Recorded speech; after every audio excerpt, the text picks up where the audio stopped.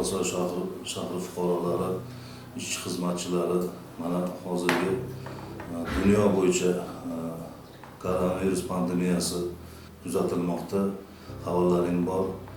Bir necha oylar davomida mana shu Quvasoy shahrida amalga oshirilayotgan ishlar natijasida hozirgi kunda shahrimiz hamda viloyatimiz yashil hududda. Lekin shunga qaramasdan ayrim fuqarolarimiz tomonidan ushbu karantin qoidalariga rioya qilmaslik holatlari, karantin qoidalarini qo'pol buzish holatlari uchrab kelmoqda.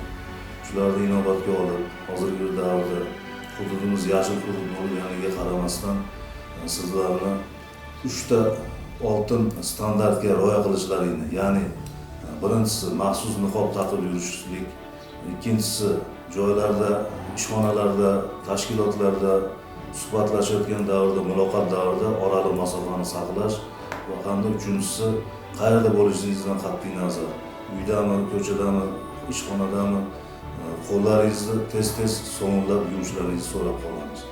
Agar ushbu qoidalarga biz qat'iy rioya qiladigan bo'lsak, mana hozirgi yashil hududda bo'lganligimizni doimiy ta'minlashga erishgan bo'lardik. Shu bilan siz avvalambor shaxsiy salomatligingiz, qolaversa oila a'zolaringiz hamda atrofdagi fuqarolarni ushbu kasallikdan saqlanishini oldini olgan bo'lasiz.